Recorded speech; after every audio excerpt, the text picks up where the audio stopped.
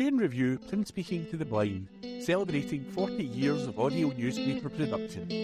Welcome to this week's edition of the Kirkintilloch Herald podcast, recorded at the Bishopbriggs Media Centre by our amazing volunteers. You can get in touch with us via Facebook, Twitter or Instagram using @TuneReview. That is @CUEANDREVIEW. You can also contact us directly by emailing information@tunereview.com. That is INFORMATION@CUEANDREVIEW.com, or by calling 0141 772 3976.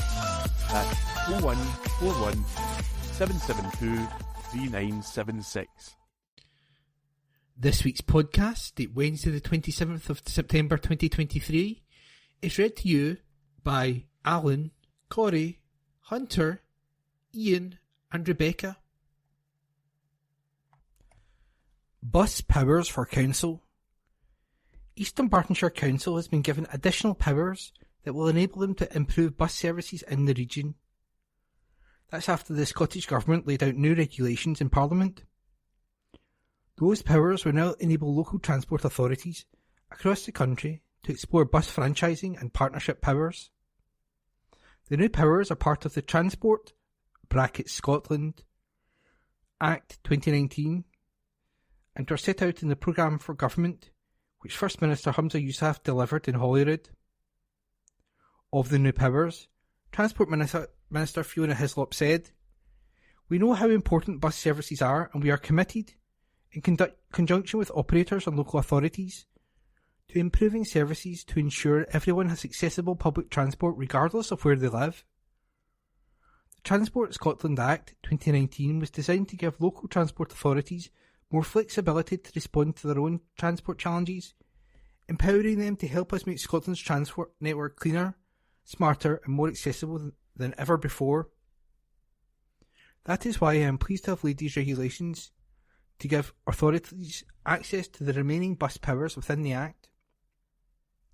The new powers will come into effect from December the 4th and give councils like East Dunbartonshire the tools to help them revitalise bus networks according to their own needs.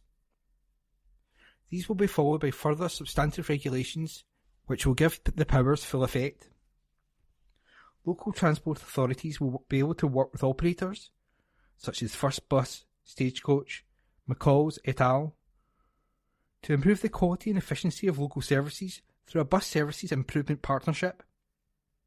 They will also be able to develop a franchising framework where the authority sets out the services to be provided and standards to be met within an area, contracting bus operators to run them. Ms Hislop added, "Buses have a key part to play in cutting emissions in transport and contributing to our world-leading climate change ambitions, which this government is supporting by investing in bus priority infrastructure and encouraging a shift to zero-emission buses, as well as offering the most generous concessionary travel scheme in the UK. Working in collaboration with local authorities and bus operators is crucial to achieving these goals and creating a lasting legacy for the future." And that article was read to you today by me, Ian McKenna. This Week in History. September 28th, 1745, God Save the King was first performed at Drury Lane Theatre, arranged by Thomas Arne. On this day last year, Kemi Badenoch travelled to New York for her first overseas visit as Trade Secretary, as the UK hosted the 5th Atlantic Future Forum aboard HMS Queen Elizabeth in New York Harbour. September 29th, 1758, Horatio Nelson, hero of Trafalgar and Britain's greatest sailor, was born at Burnham Thorpe, Norfolk. On this day last year, Coolio touched the world with his talent and will be missed profoundly. Following his death aged 59, his management said.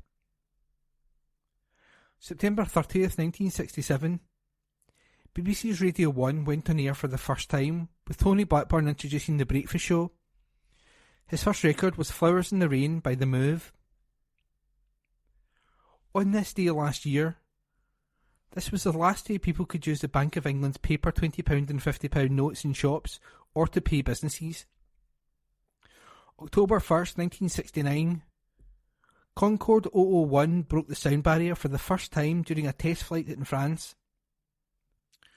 On this day last year, marathon world record holder Eliud Kipchoge planted a tree in honour of the late Queen and launched the Living Hall of Fame, recognising past London Marathon champions.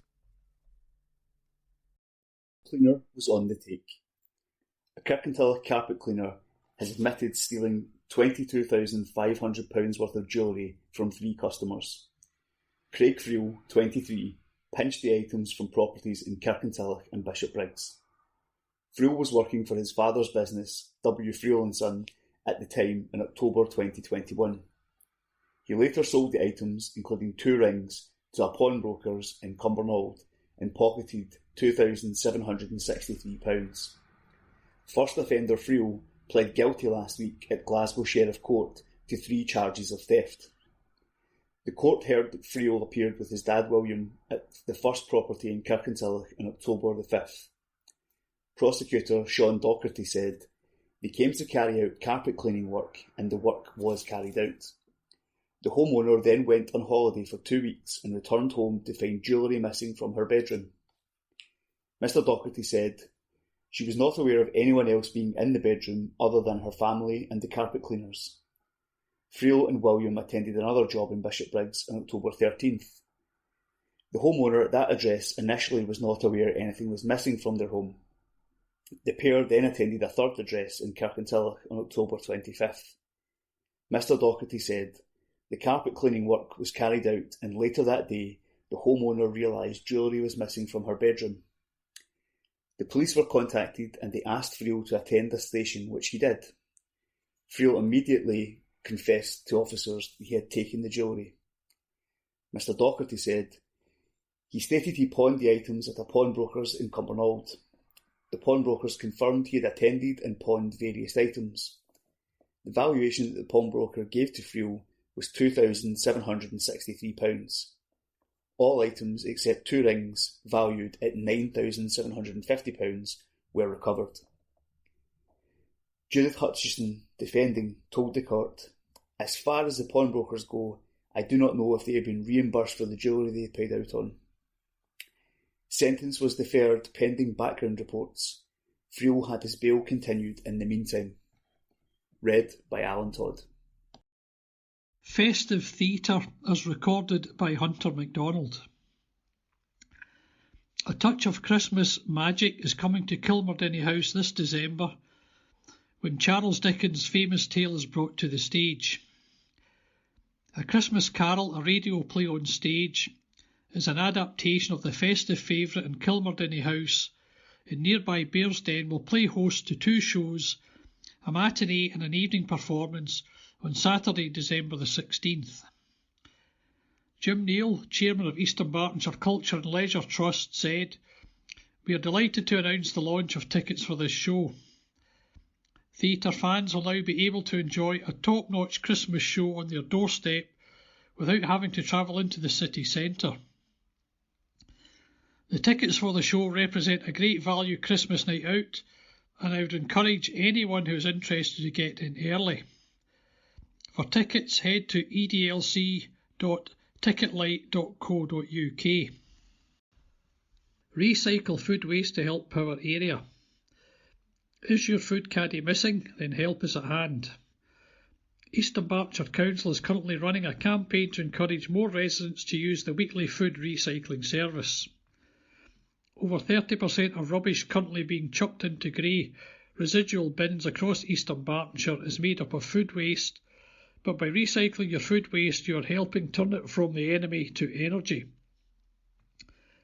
Kitchen caddies and bin liners are provided for free by the council. The larger curbside caddies lock to prevent smells, leaks and spillages and are emptied once a week. Councillor Paul Ferretti, convener of the Council's Place, Neighbourhood and Corporate Assets Committee, said, "From the feedback we've previously received, we think that one of the biggest barriers to food waste recycling seems to be the mess and smell people think it will generate. However, recycling food waste in our caddies using the food bags is actually more hygienic and reduces smells compared to placing it in your kitchen bin. In East Dunbartonshire, your food waste is used to generate electricity, which is then fed into the national grid. It may sound unbelievable, but one banana skin can produce enough electricity to charge your mobile phone twice. We know there will always be unavoidable food waste, but recycling it couldn't be easier. Anything such as peelings, apple cores, bones, shells, tea bags, and both cooked and raw food can go into your caddy, so if you can't use it, recycle it. Outdoor centre plans published. Details of East Dunbartonshire Council's plans for a new outdoor pursuit centre in neighbouring Twecker have been published. The local authority has submitted a planning application for the centre, which it proposes building next to the Masonic Hall in Main Street on a canal-side plot of land which is currently designated as a brownfield site. Documentation accompanying the application states that the plans have been developed in conjunction with Twecker Community Action Group. It is hoped the development, if approved, will provide the community with opportunities to take part in water sports such as kayaking, canoeing and paddleboarding. The centre would also feature a bike workshop and seminar spaces to accommodate meetings, classes and clubs. The intention is that development would also include 15 new affordable houses, which will be the subject of a future planning application. The centre would be designed to resemble a traditional boathouse with an asymmetric gabled roof, while also reflecting the industrial heritage of the area. For further details or to comment on the proposed development, visit East Dunbartonshire Council's website and search for application reference TP/ED/23/0504. Pricing review. The Scottish Government is to consult on raising the minimum unit price of alcohol to 65 pence. Legislation introduced in 2018 for a 50 pence MUP will expire in April 2024. It comes as university research suggested the policy had become less effective because of inflation, with findings showing the original 50 pence price now equivalent to 41 pence. The report also showed heavier drinkers increased their alcohol consumption during the pandemic, further cancelling out some of the beneficial impacts. Detractors say increasing the MUP to 65 pence would only hit responsible drinkers during a cost of living crisis. The impact and value of MUP was also questioned recently after Scotland's drink deaths rate showed an increase. Alcohol Focus Scotland said the Scottish Parliament needed to renew and invigorate MUP. Brass band are dementia friends. The Kirkintilloch band have become the first dementia friends brass band in the UK.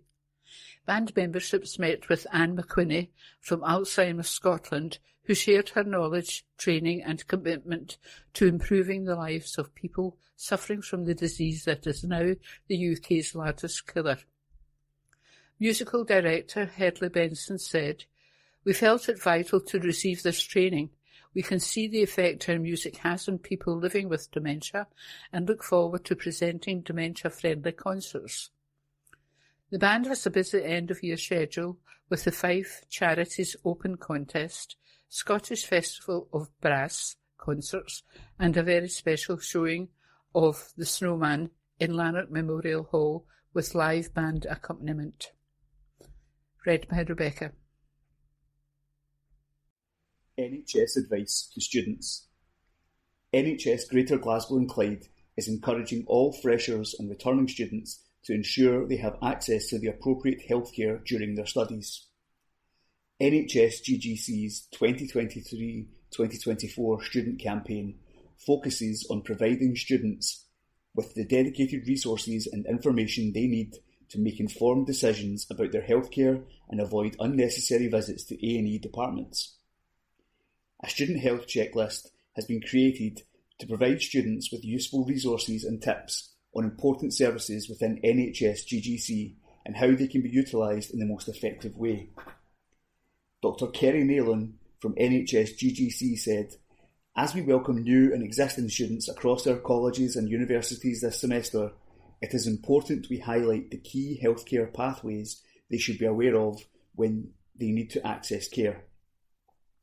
We want students to have the best possible education and to settle in quickly, but there is a pressing need to ensure they are accessing the right healthcare at the right times to avoid further pressures on all our services, including emergency departments. Starting university or college can be a daunting experience, and we want to make sure students have one less thing to worry about by understanding the different health services available to keep them safe. Each semester, Glasgow and the surrounding areas welcome students from around the world, and NHS GGC is committed to ensuring the A&E departments do not become overwhelmed this winter period. Students can access the NHS GGC's dedicated student hub online, where they can find information on their nearest pharmacy and learn about mental and sexual health services available to them. There is also information on the virtual A&E service, where emergency care can be accessed from the comfort of home, helping to avoid potentially long waiting times in physical A&E departments. This can be reached by calling NHS 24 on 111. Students are also encouraged to register with a local GP to ensure they have access to primary care when they need it, and NHS resources can help direct students to the most appropriate healthcare pathway. School chaos amid strikes. Primary and secondary schools in East Dunbartonshire are open this week after unions U-turn over strike action. It comes after 2 of 3 of the country's biggest unions agreed to review a new pay offer from council body COSLA, made on Thursday afternoon. Now Unite and GMB members will take the offer to members to vote on, suspending strikes earmarked for Tuesday, Wednesday and Thursday this week.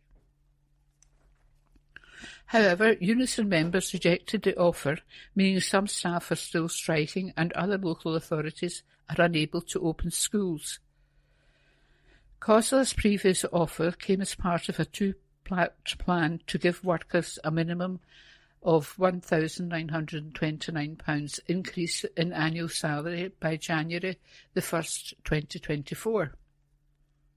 However, the new late offer last week represents a minimum increase of £2,006 for those on the Scottish Local Government living wage and a minimum of £1,929 for those above from 1st of April 2023.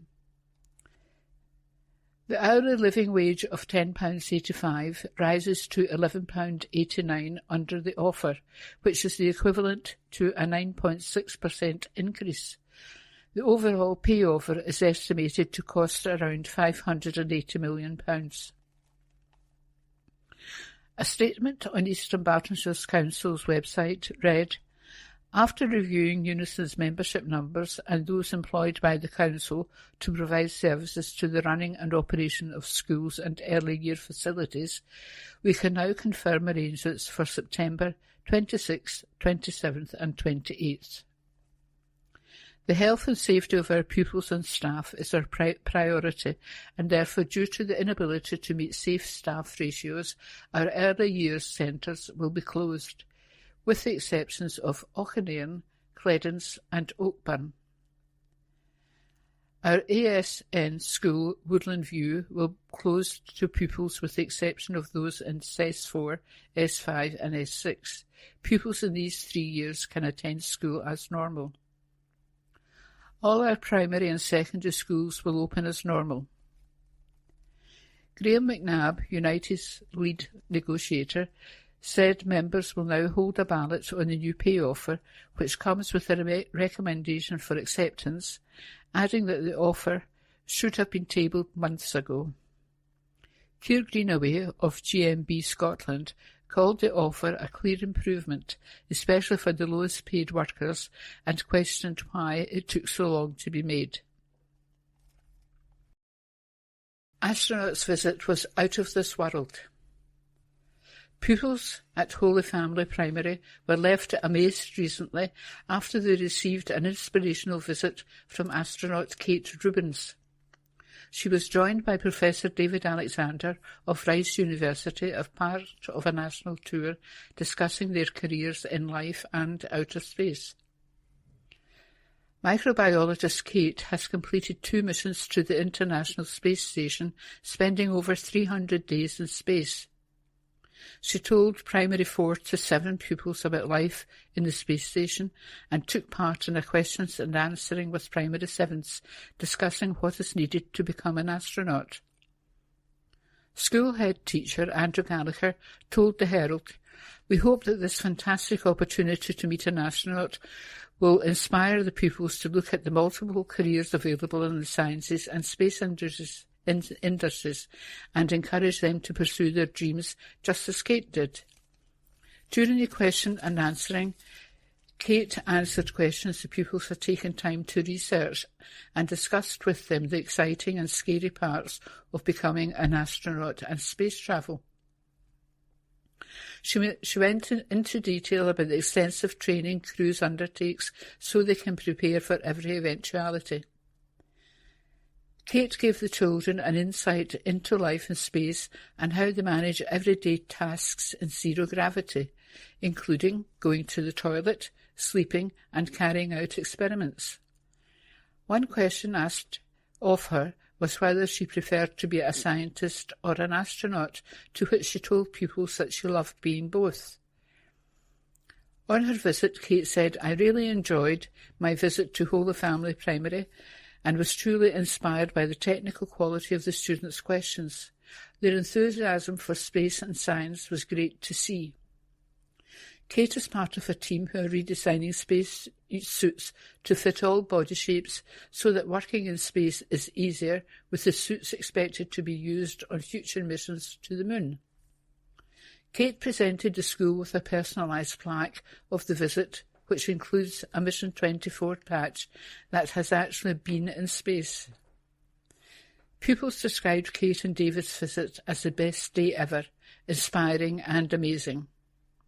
Also visiting was Scotsman Professor Alexander, who grew up in Postle Park and is director of the Rice Space Institute in Houston, Texas, with a background in physics and astronomy. Recycling efforts. More than 400 tonnes of furniture has been saved from being dumped or going to landfill thanks to a life-changing furniture service from Wheatley Group. The Housing, Care and Property Management Group runs the Home Comforts programme for tenants who need help to furnish their home, taking donated pieces of unwanted furniture that otherwise may have been dumped, collects and upcycles it and then distributes it to tenants in need. Since 2016, 406 tonnes of furniture, the equivalent of 4 blue whales or 2.5 single-storey houses, has been recycled and passed to Wheatley Homes Glasgow and Loreto tenants in Glasgow in the west of Scotland. At the same time, they helped 4,339 households across central Scotland, donating 15,952 pieces of furniture, white goods and electrical items to tenants in need.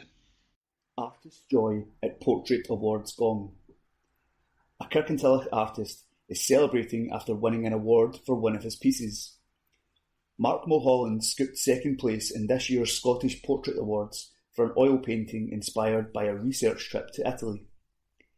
And having put his heart and soul into the piece, Mark was delighted to have been recognised at the prestigious awards. He told the Herald, "I'm delighted with the result. I put my heart and soul into this piece over 6 months, whilst also working on portrait and landscape commissions. The piece was inspired by a recent research trip to Italy, and in particular to Naples, where in the characterful Spanish Quarter I met Filomena, an elderly lady with a smiling face who was sitting at the entrance to her apartment on the ground floor.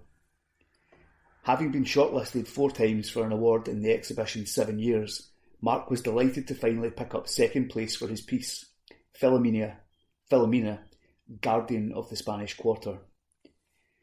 Working from his studio in Kirkintilloch, he used pictures taken of Filomena to reproduce her character on canvas.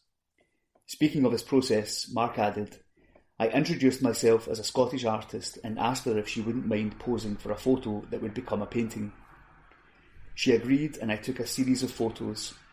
She asked that I show her all the photos until she was satisfied with the results. I included one of the murals that decorate the streets of the zone as a nod to the culture and character of the city. I felt the street art close to her apartment looked like the lady's guardian angel." Placing second in the fine art category, Mark was pipped to first place by Donna McGlynn's self-portrait, with Peter Thompson's self-portrait, Shaving, taking third spot. The exhibition is available to view at the Scottish Arts Club in Edinburgh until September 30th, before travelling to Kirkcudbright Galleries from October 14th to January 14th, then finally the Glasgow Art Club and Gallery from January 19th to February 29th. In the meantime, Mark hopes to get word of his success to Philomena and is relying on social media to help. He added, "I left with nothing more than a handful of shots and her first name. I don't have her address, so I plan to reach out to the general public on social media to get in touch with Philomena and let her know of our success and thank her for being the inspiration." Bosnian genocide lesson, remembering Srebrenica. Schools in Scotland were the first to take part in a new theatre in education programme about the Bosnian genocide last week. Inseparable, Lessons from a Nation Divided is a powerful piece set in the modern day which explores adult themes of war crimes and violence through the eyes of 3 teenagers.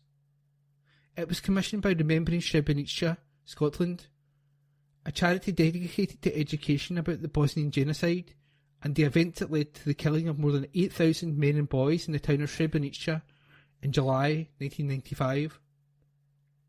By telling survivor stories, the piece aims to promote community cohesion and tolerance in Scotland and beyond. It includes real-life testimony from child survivors of the war, which was provided to the War Childhood Museum in Sarajevo. Children from Scotland volunteered to read the translations of testimony, which tells of the horrors of what it is like to grow up in a war zone. Inseparable is funded by the Gordon Cook Foundation and is free for schools in Scotland to access and includes workshops and learning resources for teachers. It will have its first run in West Lothian, Falkirk and Edinburgh. Written and produced by award-winning theatre and education specialist Colleen Wood Learning, the production also captures the lived experience of people who survived the Bosnian War and now live in Scotland. The piece was written and produced following a delegation to Sarajevo and Srebrenica, and included meeting with mothers of Srebrenica. Survivors who contributed their stories to the script also flew to Scotland from Bosnia to attend the launch. Julia Adair, chair of Remembering Srebrenica Scotland, said, "The students, and perhaps even some of the teachers, who will take part in this unique theatre programme, were not even born during the Bosnian conflict. It's a privilege to bring the stories of this beautiful country to those in Scotland and to tell of its painful history.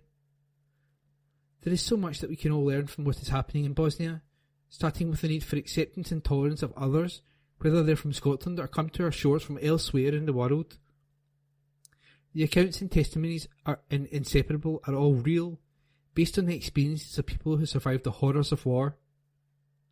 The story follows the lives of 3 young people, Azra, Adnan and Novak, who live in a modern-day European city. Their ordinary lives are torn apart by extremism and hatred as war takes over almost everything in their homeland. Their friendships are tested as neighbours turn on each other, with devastating consequences. RSABI appoints new head of fundraising. Scottish agricultural charity RSABI has announced the appointment of Polly McMillan as its new head of fundraising. RSABI provides financial, practical and emotional support to people involved in Scottish agriculture and, with its workload steadily increasing, the new role will be vital to help ensure RSABI has the income needed to meet the expected demand in the coming years. Pauline joins RSABI after a decade working as Macmillan Cancer Support as Senior Fundraising Manager. She brings a wealth of experience gained in the Macmillan role, where she was responsible for a large geographical area and managed multiple fundraising initiatives, winning an award in recognition of her dedication and determination. Speaking about her new role, Pauline said she was delighted to have joined the inspirational team at RSABI. I'm looking forward to playing a part in the great work the charity does to support people in Scottish agriculture. This is an important time for fundraising, and I'm really enjoying getting to know the Scottish agricultural community and meeting many of the amazing people who are very kindly raising funds to support the work that RSABI does, she said. Pauline will lead the fundraising team at RSABI, including Margot Wills, fundraising executive, and Gregor Wilson, who has recently joined as communications, marketing and events executive. Carol McLaren, chief executive at RSABI, said the charity was delighted to have Pauline on board. This is an incredibly important time for the work of RSABI, with a period of change in the horizon for Scottish agriculture and many farmers and crofters struggling with increased input costs, said Carol. One of the great strengths of the charity is the support it receives from the Scottish agricultural industry, and it is vital we make the most of that valuable support so that we can continue to deliver strongly for those in our industry who need our help to get them back on track. You better hurry if you want a sheep sculpture. There is less than a week to go until the Royal Highland and Agricultural Society of Scotland, RHASS, raffles off their colourful Flock to the Show sheep sculptures, which features in a popular National Public Art Trail earlier this year. There are 500 raffle tickets available for each sheep at a cost of £25 each. The funds raised will be to support the Royal Highland and Agricultural Society of Scotland Bicentennial Fund, which supports projects dedicated to sustainability in the rural sector. The popular Doddy sheep will see a minimum of £20 from the sale of each ticket donated to the My Name's Doddy Foundation. This sheep was decorated by Megan Riley in the distinctive bright blue and yellow Doddy's tartan. The 38 fiberglass sculptures were decorated by local artists from across the UK in a range of striking designs and travelled around Scotland earlier this year before flocking home to the Royal Highland Show in June.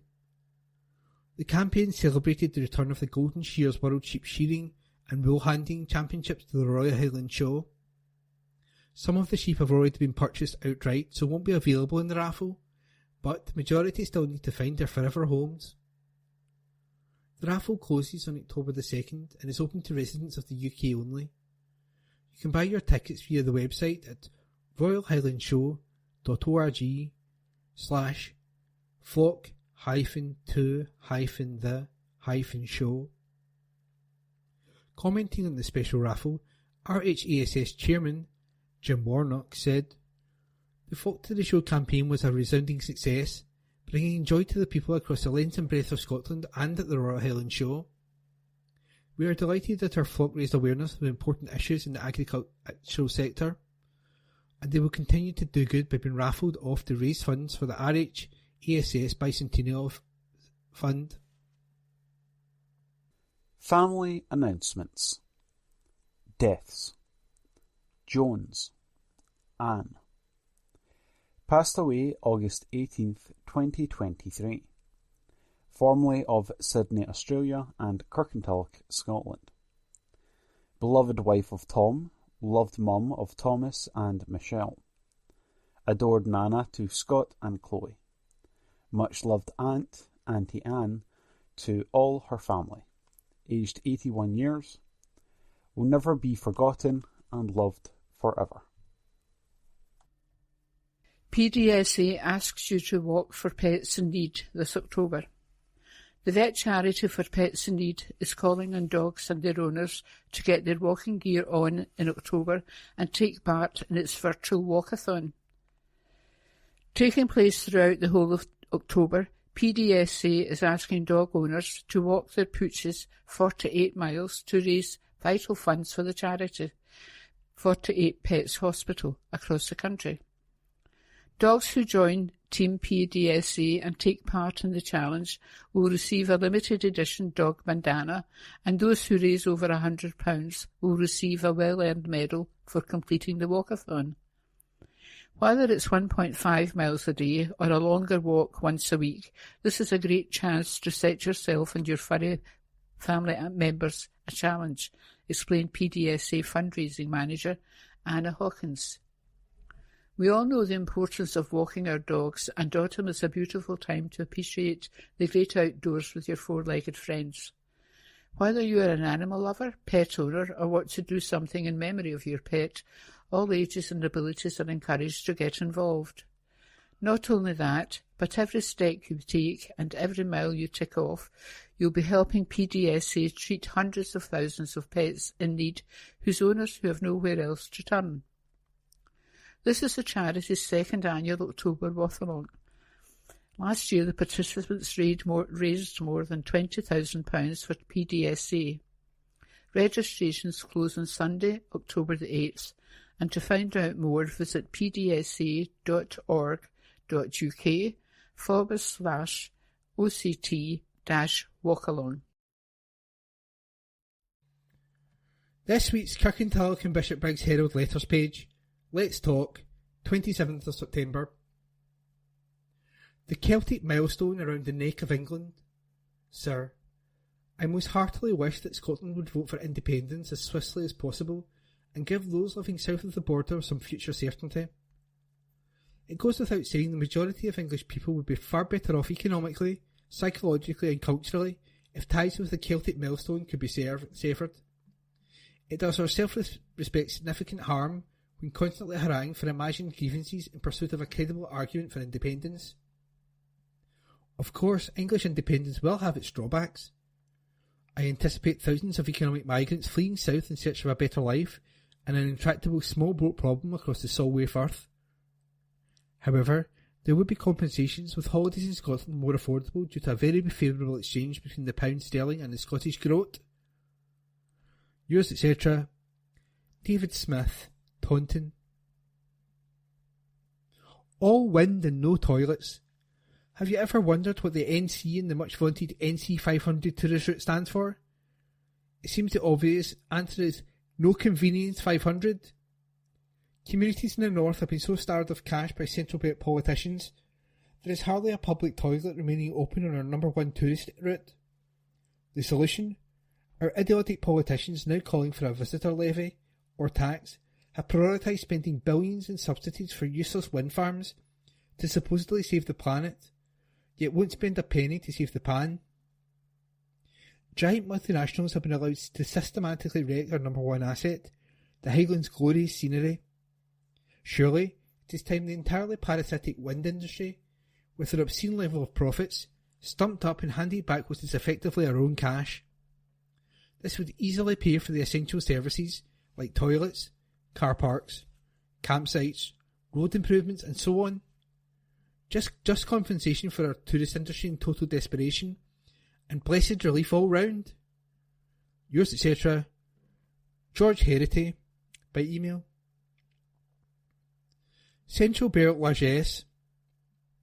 Sir, at the beginning of October, our 129 MSPs are to provide yet more subsidies to those in the Central Belt by ending peak time fares on Scottish railways. Is some of you aware that Scots, in places such as Tongue, Braemar, Campbelltown or Kirkcudbright, have no access to ScotRail services? Surely, as a quid pro quo, rural Scots should receive free electricity to counter the largesse splashed on those living in the Central Belt. Yours, etc., Ian Moore, address supplied. Taking away the Mickey. Sir, Humza Yousaf claims his government's legal challenge to overturn Westminster's block is not about the legislation per se, it is actually about the principle of devolution. Therefore it follows that the very likelihood of his challenge being defeated in the Court of Session, this means the principle of devolution is dead, and then we can remove the snouts from the trough of 129 politicians and thousands of civil servants, and, as a consequence, save hundreds of millions being spent on Holyrood's Mickey Mouse Parliament. Yours, etc., Stan Hogarth, by email. The Trendy for Indie. Sir, interviewed on Radio 4, Irvine Welsh put forward the rather odd theory that Scotland has Europe's worst drug epidemic because it's part of the UK, and that Scots are somehow on the margins of British society. However, the train-spotting author doubted whether the Scottish Government's plans for decriminalising narcotics would solve the problem. There's no shortage of trendy writers, actors, musicians, artists and stand-up comedians clamouring for Britain's disintegration. For some strange reason though, it's a little bit harder to find business leaders, industrialists, scientists and economists who share their enthusiasm. How interesting that many of the more well-heeled celebrity patriots choose to reside abroad, in places like California, for example, rather than in their beloved native land. But at least these distinguished exiles can avoid the high taxes imposed on the rest of us by their friends in the continuity SNP. Yours, etc., Martin O'Gorman, address supplied. Loganair opens its Green Skies Fund. The sustainable ambitions of not-profit businesses, charities and community groups across the UK are set to be boosted by Loganair as it opens applications for its third round of Green Skies funding. From electric vehicle charging infrastructure to solar-powered robotic lawnmowers, the UK's largest regional airline has funded the green energy initiatives up and down the country through more than £50,000 from its groundbreaking Green Skies Community Fund. The airline has announced yet another pot of £30,000 is open for applications with the aim of supporting local, small-scale but high-impact renewable energy projects across the UK, Isle of Man and Northern Ireland. Green Skies was launched with the introduction of a nominal carbon offsetting charge levied on all flights, with the money invested in accredited sustainable schemes. The initiative has grown to encompass the Community Fund and further investment in our fleet and ground handling equipment. The Community Fund is just one part of the airline's ongoing journey to reach net zero by 2040.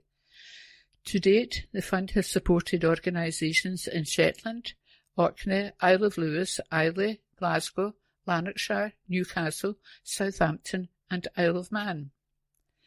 Jonathan Hinkles, Loganair's chief executive, said, "Now it's in its third round. It's fantastic to reflect on the difference the fund has made to date for local organisations on their own sustainable journeys. Groups across the country are eligible for a share in the fund, further demonstrating our commitment to serving regional communities and our shared ambition for a greener future. We look forward to reviewing applications from not-for-profit businesses, charities and local groups seeking to make their own steps towards net zero, but who might not have the financial resources to do this alone. The Green Skies Community Fund is now open." Committee urges government action on culture.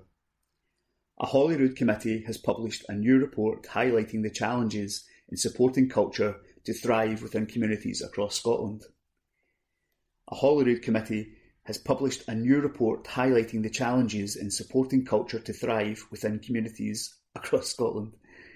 The report from the Parliament's Constitution Europe, External Affairs and Cultural Committee found that while progress has been made in implementing a place-based approach to culture, there are still several significant challenges facing local and national government that need to be addressed to realise the ambitions of the Scottish Government's culture strategy.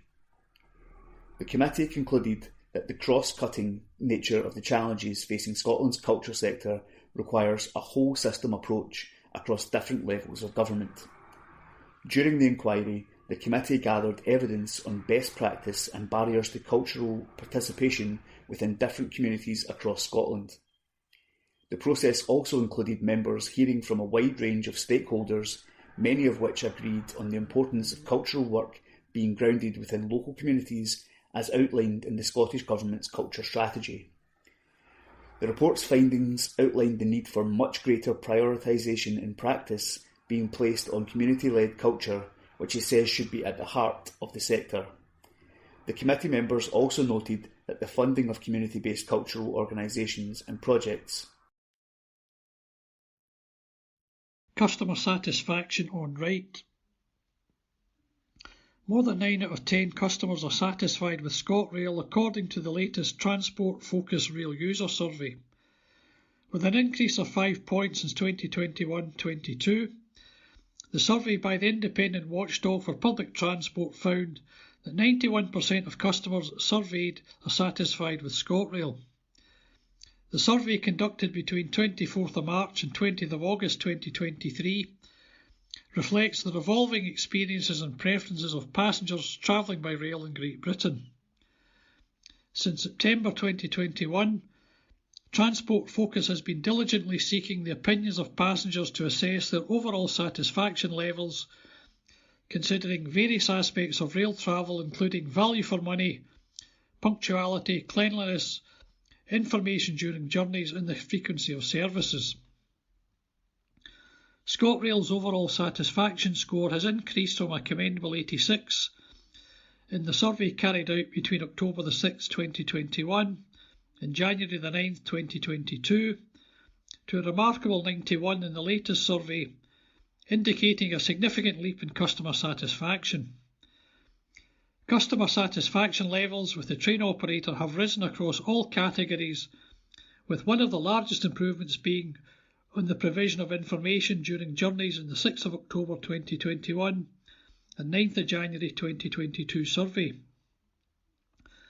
ScotRail scored 67% satisfaction, however, this score has surged to an impressive 85% in provision of information during journeys in the latest survey, March the 24th and August the 20th, 2023. The most iconic filming spots. Movie and TV buffs in search of iconic destinations to travel to have been told the most stunning locations they can visit from legendary films. Travel experts at StressFreeCarRental.com have researched 10 iconic filming spots around the globe to inspire holidaymakers to plan their next trip. Film and TV tourism is a growing trend, with 96% of people admitting to visiting places associated with their favourite movies or television shows at least once in their lifetime. Those wanting to experience what they have seen on their screens and follow in the footsteps of their treasured characters have been told exactly where to head. The UK is currently the most desirable screen tourism destination because of the huge success of the beloved franchise Harry Potter. Many exterior scenes in the movies were filmed in real parts of Scotland, so film buffs can easily visit and immerse themselves in the real-life magical landscapes made iconic by the movies. Other locations known by cinema lovers for their stunning landscapes include Salzburg in Austria, where The Sound of Music was filmed, and Queenstown in New Zealand, where the Hobbit trilogy was brought to life. John Charnock, CEO of StressFreeCarRental.com, said, "Movies and television programmes can be extremely powerful in attracting tourists to new destinations. It is estimated that The Hobbit and Lord of the Rings films contribute approximately $428 million to the New Zealand economy every year. With more holidaymakers jetting off to locations where their favourite movies and shows were filmed, we have researched popular movies known for their extraordinary locations. Film and TV buffs can visit the dramatic scenery which plays a huge part in so many popular movies and series and enjoy their own immersive experience. From charming towns nestled in Germany to the Southern Alps, there are many locations around the world that will be recognised by cinema lovers for their enchanting and unique beauty. These cinematic masterpieces will inspire moviegoers to swap their Tango Ice Blast for their passport." Food and drink at the top of the menu. Visit Scotland has revealed that trying local food and drink is one of the top activities for people enjoying a break in Scotland this year. Latest statistics from the Consumer Sentiment Tracker, which is commissioned by Visit Scotland, Visit England and Visit Wales to explore UK residents' travel intentions, show that indulging in regional delicacies was the second most popular activity, 38%, for a Scottish summer holiday. Tucking into some local grub came just behind walking, hiking or rambling, 43%, but ahead of visiting heritage sites, that is castles and historic houses, 37%, and nature wildlife experiences, 30%. Malcolm Roughhead, visiting Scotland's chief executive, said, Scotland's food and drink has long been a jewel in our tourism crown. The country's landscape, coastline and history have shaped our incredible larder and made it world-renowned. 27th of September. District News, Churches. Lindsay Old Parish Church. Sunday worship begins in the church at 11 a.m. Sunday school for children aged 3 years to P7 and focus for secondary pupils. A creche is available for children under 3. The Quilt and Craft Group meet every Wednesday at 10 a.m. to noon in the session room. Time Out, the social group for ladies of all ages, meets on Mondays at 7:45 p.m. in the church hall. Thursday Afternoon Club is on September the 28th from 2 p.m. to 4 p.m. Enjoy tea and coffee and home baking, followed by a game of Scrabble, Dominoes, Rummikub or Uno. If preferred, you can sit back and chat and or do your knitting. Scottish country dancing is in the hall on Thursdays at 7:30 p.m. The dancing is fun and a great way to keep fit. Come along. Come and Sing, the dementia-friendly singing group, meets on Tuesday, October the 3rd from 1:45 p.m. to 2:45 p.m. in Lindsay Church Hall. Kirkintilloch Church of God. On Sunday at Regent Hall, Regent Street, there will be a friendship tea service at 4 p.m. The speaker will be John Black, missionary and Bible teacher. Refreshments will be served after the service. All welcome. Every Wednesday our coffee corner is open from noon to 2 p.m. for home baking and coffee. Join our friends and neighbours for a chat over coffee. For up-to-date and further information on our services, visit our website on www.regenthall.org. Jesus said, "Whoever hears my word and believes him that sent me has eternal life and will not be condemned. He has crossed over from death to life." John chapter 5 verse 24. Colston Well Park Church. A warm welcome awaits you at our morning service at Colston Well Park Church, read by Reverend Malcolm Cuthbertson, followed by tea, coffee and conversation in the hall after the service. This Monday, the Art Club continues from 10 a.m. to 1 p.m. and anyone interested in joining, give Ramsey a call on 07709 584 680 for more information.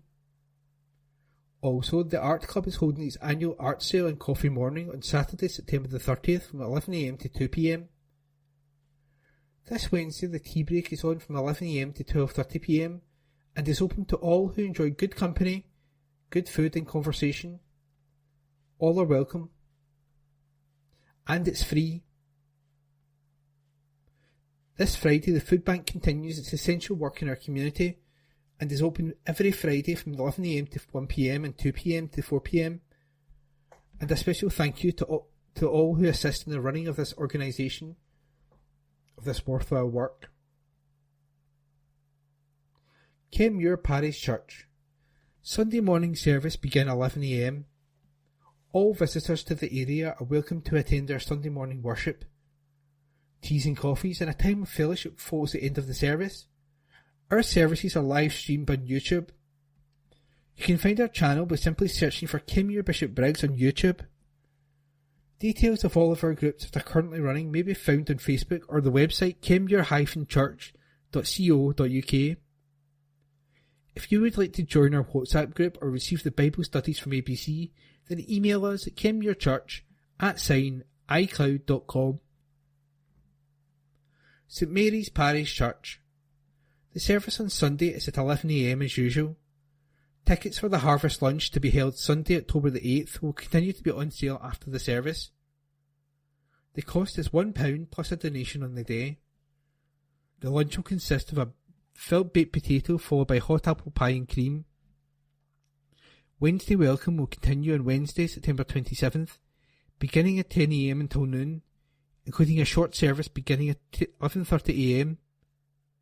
Tea, coffee and home baking is always available during the morning. The craft afternoon meets Sunday, September the 25th, and continue their preparations for Christmas crafts. The monthly open doors will continue on Wednesday, October the 4th, when the church will be open for visitors from 10 a.m. to 4 p.m. During the lunchtime from 12:15pm to 1pm, there will be a performance of a selection of songs from musicals. Tea and coffee will be available, and you are welcome to bring your lunch. St Cyprian's Church. We are continuing our 150th anniversary celebrations with a harvest fair and children's art competition. The art competition is now closed. The harvest fair, at which the art competition winners will be announced, will be held on Saturday, September the 30th from 10am at St Cyprian's Church. A warm invitation is extended to all. Entry to the harvest fair is free, and we hope you join us. Milton of Campsie Church. Cafe Connect is open on Tuesday mornings. There's toys and snacks for the kids and Wi-Fi, and at no charge, just a donation. All welcome. On Fridays at 6:15pm, the BB Anchor, P1 to P3, and Junior, P4 to P6 sections meet in the church centre. New boys welcome. On Sunday, October the 1st, our Harvest Thanksgiving and Dedication service will be held at 11am. There will be a collection for Christian Aid, and donations of dried or tinned goods for refugees will be much appreciated. Then, at 2:30pm, we are hosting a concert, Songs of the British Isles, given by the Strathcarron Singers. There is no admission charge for this, and all donations will go to the Strathcarron Hospice. For news updates, daily Bible verses, and to watch our services online, please follow us on Facebook or look on our website, mocpc.org.uk.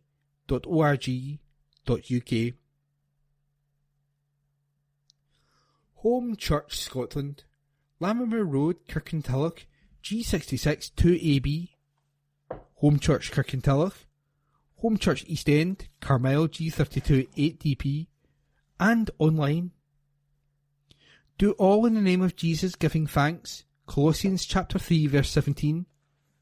Sunday, October the 1st, 10am, prayer meeting, followed by refreshments. 11am to 12:30pm, worship service, children's church and creche, followed by refreshments. All welcome. Tuesdays and Wednesdays, Bible studies in person and on Zoom. Wednesday, mothers and babies 10am to 11:30am. Fridays, craft and coffee 10am till noon, open to all ages. Youth fellowship 7:30 to 9pm, a varied programme. Home radio available every day. Sunday services at Home Church East End, Carmyle, 10am and 6:30pm. See Facebook, Instagram and Home Church website. Springfield Cambridge Church. Morning worship on Sunday, October the 1st, will be conducted by Reverend Ian Taylor, assisted by our probationer, Mrs. Julie Harty, in the sanctuary at 11am. The Sacrament of Holy Communion will be celebrated during this service. There will be a retiring collection in aid of the Kirk Session Benevolent Fund. The Sunday School meets in Room 2. There is also a creche facility where we will be happy to look after your child, birth to 3 years, in Room 2. Tea and coffee will be served in the Cameron Hall after morning worship. Come along and enjoy the fellowship. No collection is taken during the service, so donations can be made by placing them in the offering plates in the hall of fellowship as you enter or leave the building. Morning worship is also being live streamed on the Springfield Cambridge Church YouTube channel, www.springfieldcambridge.org.uk, and Facebook page, where up-to-date information about events and church organisations can also be found. There will be a vestry hour on Wednesday, September the 27th, from 10am to 11am, for anyone who would like to speak with the minister. There will be a short weekly service of worship in the Springfield Chapel on Wednesday, September the 27th, from 11:10am to 11:30am, followed by tea and coffee in the Hall of Fellowship. If you have been filling your Smarties tube with 20p or £1 coins during the summer, could you please return it this Sunday into the box in the Hall of Fellowship?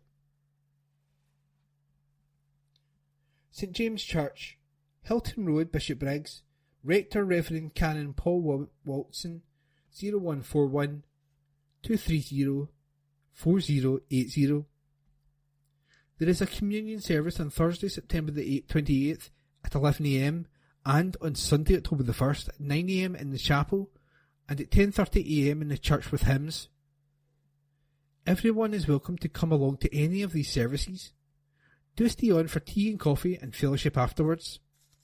On Sunday, October the 1st from 3 p.m. to 4 p.m. there is a session of crafty kids in the church hall. All families are very welcome to come along and enjoy activities together. There are also virtual services in groups.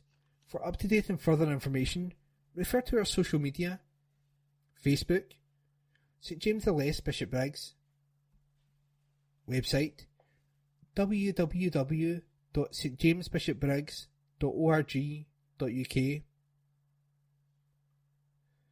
Colston Well Park Church. Colston Well Park welcomes you to the morning service starting at 11 a.m, led by Reverend Malcolm Cuthbertson, followed by tea, coffee and conversation in the hall. On Saturday, September the 30th, the Art Club is holding its annual art sale and coffee morning from 11 a.m. till 2 p.m.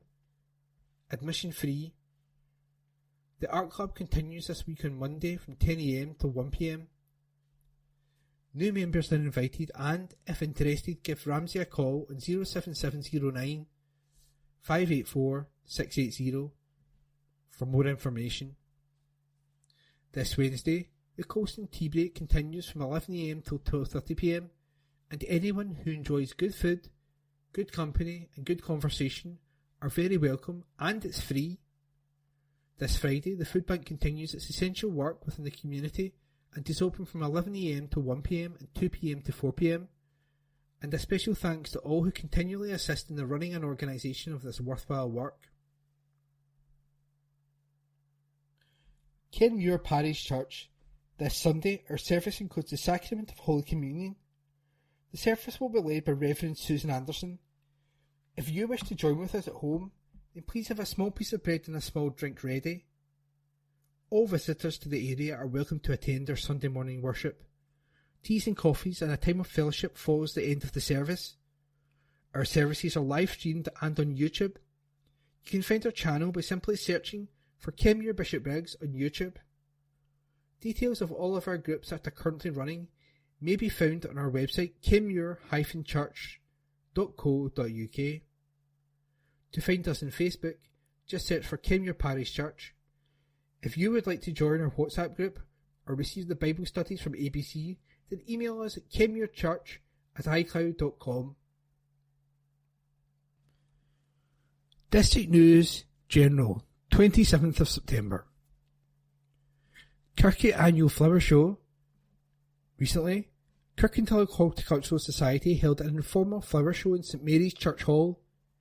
This was well attended and had a good number of exhibits, with certificates awarded to the winners in each class. The Society met on September the 21st with speaker Jim Little from the award-winning Cornish Soapery. This Kirkintilloch-based soapery is set within an organic herb garden and famed for creating the best in natural soap and fresh herbal skincare products. Meetings are held in Enterprise House, Kirkintilloch from 7:30 p.m. to 9:30 p.m. New members very welcome to the meetings or contact Paul Malcolm on 0141 578 1520 or visit our website www.kirkintillochhorty.org.uk. Holyrood View, Paving the Way for a Greener Future by Ross Greer, MSP. Environmental justice, social justice and economic justice aren't unrelated concepts requiring different solutions. The solutions to the climate crisis, child poverty, racial injustice, etc. are often one and the same. Tackling these injustices together has been at the heart of the Scottish Greens' work in government for the last 2 years, as can be seen in this month's Programme for Government, PFG. Despite challenges posed by inflation, Brexit and the UK government's unique combination of incompetence and malice, our PFG included a host of measures which will create new quality jobs in green industries. The clearest example of this is the wind energy. Green MSPs have already delivered big improvement to Scotland's national planning framework, making onshore wind farms easier to build. Now we are going further, halving the length of time it takes to get permission to build new wind turbines. We're also going to develop a new sectoral deal for offshore wind, which will ensure that the manufacturing of wind turbine blades and other supply chain activities will also happen in Scotland to the greatest extent possible. And we're developing a new vision for the solar energy sector. It might be hard to believe when you think of our normal weather, but Scotland is a great place to generate electricity from solar power.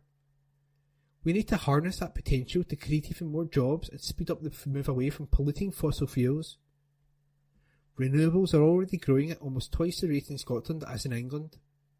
These changes will speed that up further and create exactly the kind of jobs our communities need. For example, we have already delivered the Scottish Greens policy of requiring any company bidding for a public sector contract or receiving a grant to pay wages which are above the poverty pay line. Now, we'll work to instate conditions like decent wages in the renewable sector using the new sectorial deal, and we will launch a pilot of the 4-day working week, which has been proven elsewhere to result in workers who are not only happier and healthier, but who are also more productive as a result. That's the difference made when you have Greens in government. And that was a Holyrood View by Ross Greer MSP. Strathcarron Singers.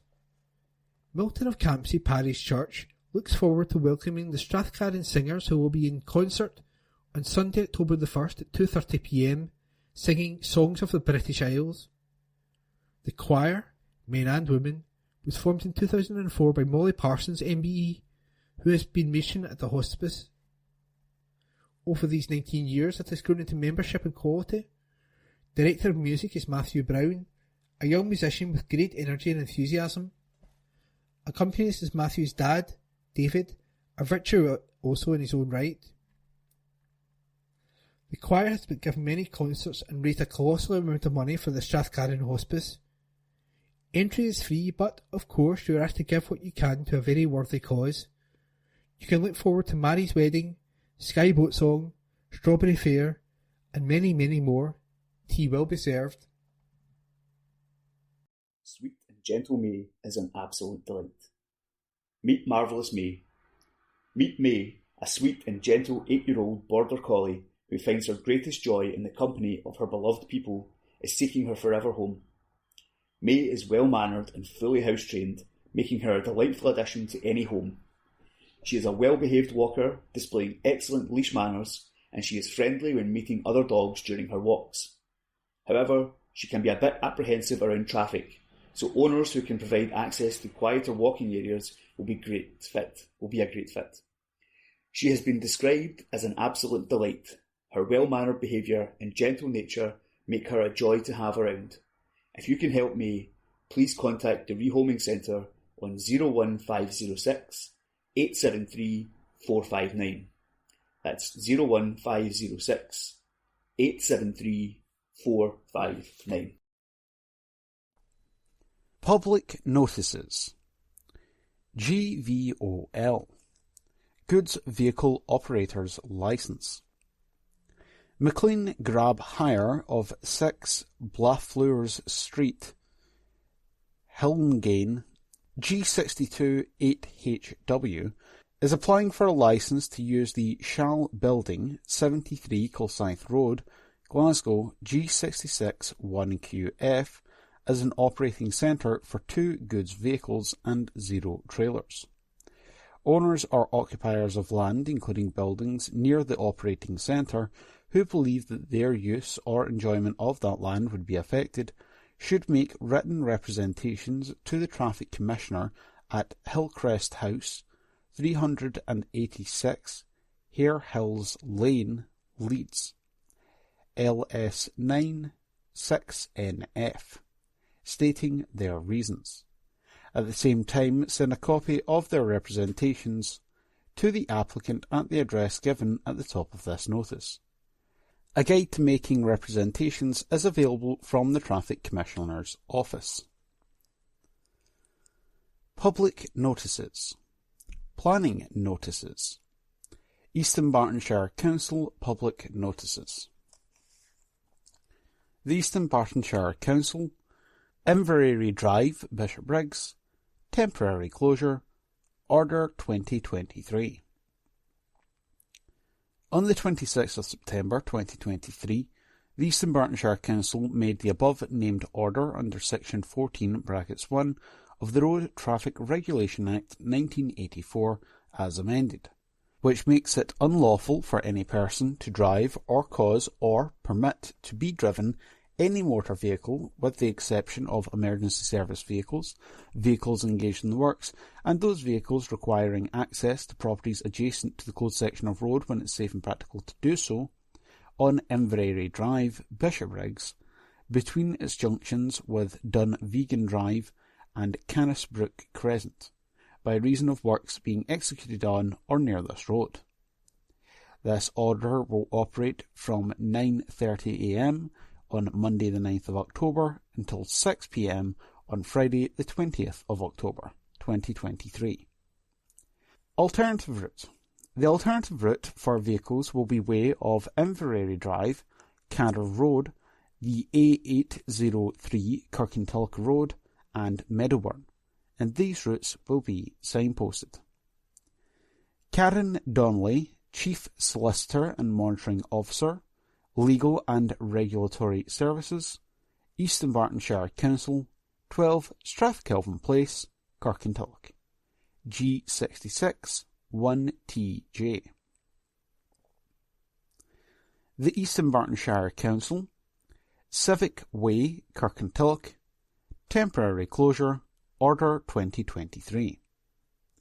The East Dunbartonshire Council, in exercise of the powers conferred to them by Section 62 of the Roads Scotland Act 1984 as amended, make the above-named order which makes it unlawful for any person to drive or cause or permit to be driven any motor vehicle with the exception of emergency service vehicles, vehicles engaged in the event activities, and those vehicles requiring access to properties/premises adjacent to the closed section of road on Civic Way, Kirkintilloch, from its junction with the B757 Lindsay Road to its termination, for reasons of public safety and convenience.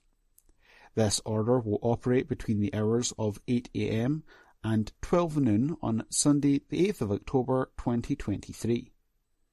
Contravention of the order, which may be arranged to be inspected by telephoning 0300 1234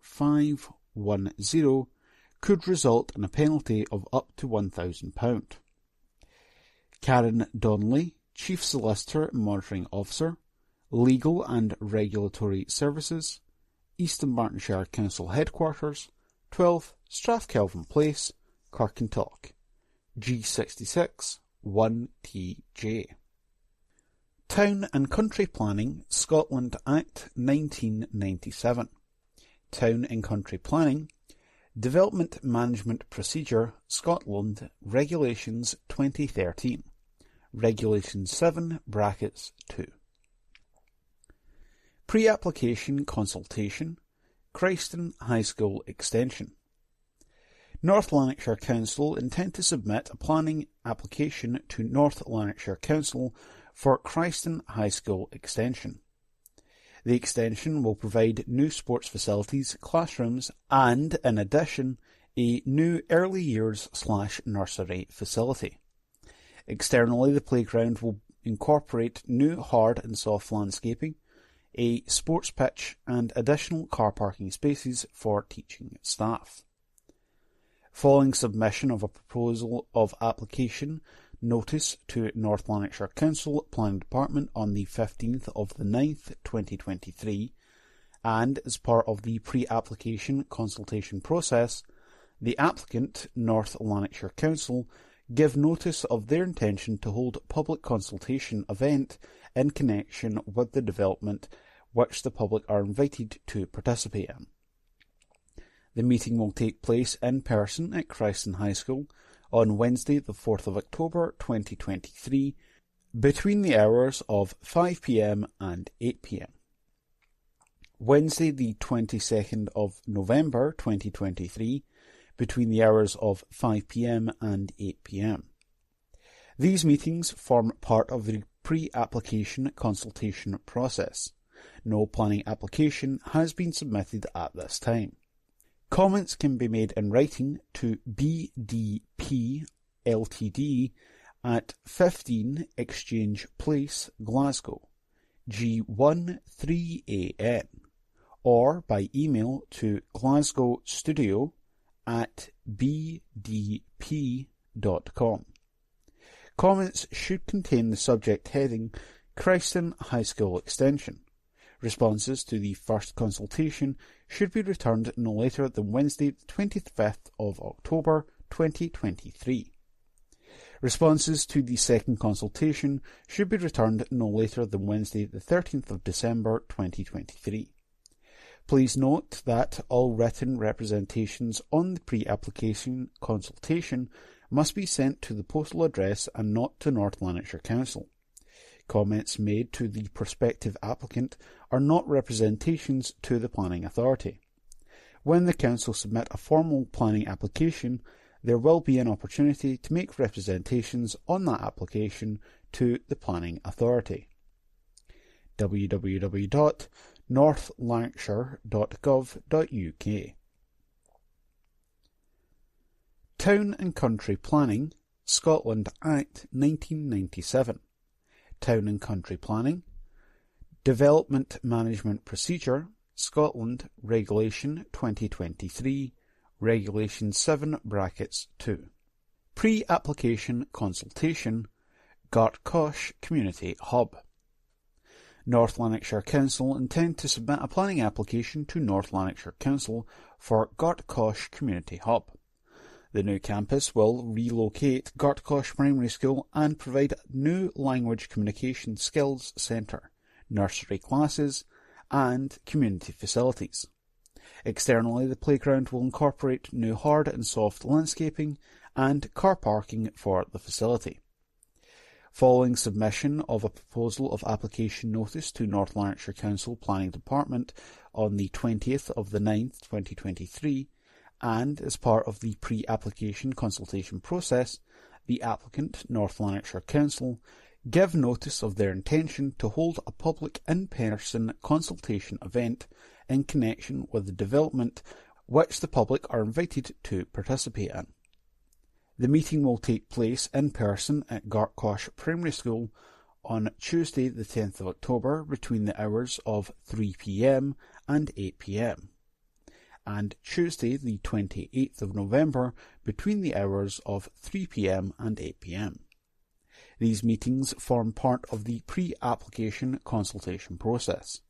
No planning application has been submitted at this time.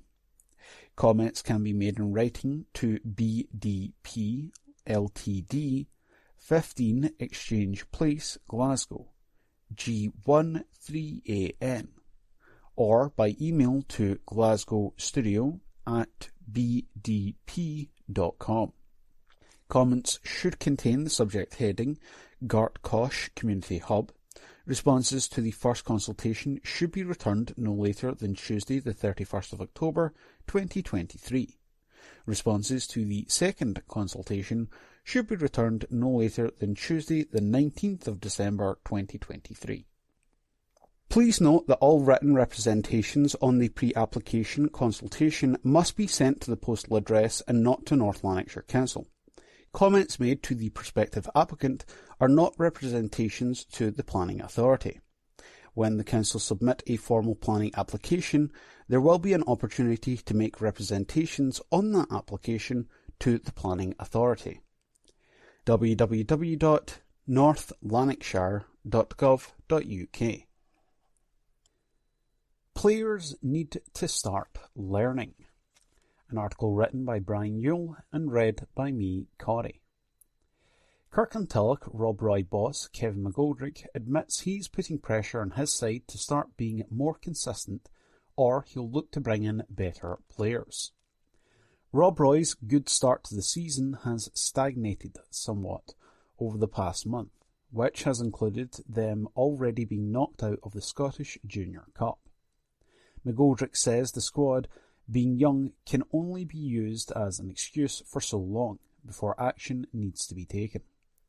He told the club's media team, "I'm starting to put a wee bit of pressure on them now. They've come in and they're a young group. We keep saying that, but eventually if they keep making the same mistakes, they'll never learn. Ultimately, you then have to start looking elsewhere to bring in fresh and better players. We can't pick and choose when we play well. We need to start being consistent and playing well every game, even if it is 6 or 7 out of 10 from the players. At the moment, you're getting maybe 8s one week and then 4s the next. As a group, we need to know what we are getting." Meanwhile, the club has wished John McKean all the best in his battle against cancer. Central defender Dean Cairns went to visit John in hospital, where he made a presentation of a signed Rob Roy shirt. Best wishes have also been sent to Hurlford United player Ross Fisher, who was on loan last season after he recently suffered a double leg break in a match. Rob Roy will actually be making a trip to Hurlford on Saturday in the WOS Premier League. The two sides will then meet again next month after being drawn together in the third round of the South Region Challenge Cup, this time with Rob Roy acting as hosts. The draw also handed Ashfield an away trip to South of Scotland league leaders Creetown. That article was written by Brian Yule and read by me, Corey. How football boosts players' well-being. An article written by Brian Yule and read by me, Corey. Warriors Football Association is helping hundreds of men across the country to get fit both physically and mentally by playing football. The Appin Warriors Premier League launched last year, featuring 12 teams consisting of players with a waistline over 30 inches or a BMI of over 30. More than 50 players took part, and such was the high demand that a new championship with another 10 teams has kicked off this season. The league's founder and chairman, Gary Thorne, said, "We wanted to create a safe and enjoyable environment to give all our members the opportunity to continue to be relaxed while playing football and feel like they belong on the field. Each of our competing teams provide support to their players in their own way, but the league also provides a platform to bring these players together across Scotland. The reaction from those involved has been amazing. Everyone seems to really appreciate the opportunity to be involved, and they have expressed their thanks. Some of them have used the league as the catalyst for their weight loss, and others have used it to build friendships with like-minded individuals. A lot of our members enjoy just having a way back into football again." In relation to supporting mental health, this league not only encourages players and coaches to get out and active, but also by joining a team, it reduces the individual's isolation and creates a support network for them within the club.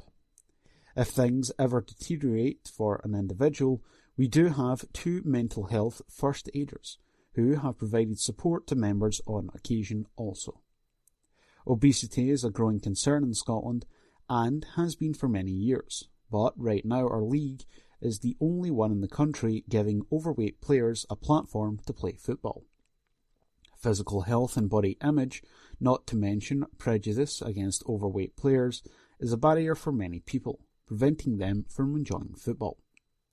Having evidenced how our league works to break down those barriers and how popular it is, I believe it would be massively successful if it was recognised and supported by the SFA. That article was written by Brian Yule and read by me, Corey. Warriors set £25,000 target for charity.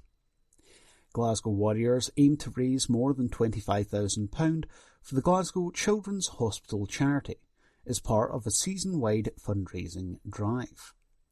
Drawing inspiration from the club's values and to recognise the incredible work the hospital does every day, the campaign has been named Fighting for Our Families. Last season, £21,000 was raised over the course of the Plaster It Purple Week. This year, the club is aiming to surpass that by fundraising throughout the season in the lead-up to the Plaster It Purple Night in April. The campaign will kick off next month with Warriors staff running the Great Scottish Run 10K and half marathon, with more activities to be shared throughout the season. Warriors Managing Director Al Kellogg said, 2022-2023 was the first year we set a target that we wanted to raise as part of our fundraising around Plaster It Purple. We were delighted by the response to that, from the buy-in from supporters, colleagues and partners, and raising the £21,000. The off-field team have been determined to step up our fundraising efforts, and various ideas and concepts are starting to come to life, and are being considered for later in the season. This is our culture in action, players, staff, partners, working together for the good of our community to improve the lives of people in our city. Over £25,000 is our target, but the more we can raise, the better. So we're inviting the Warriors Nation to join us on this journey throughout the season.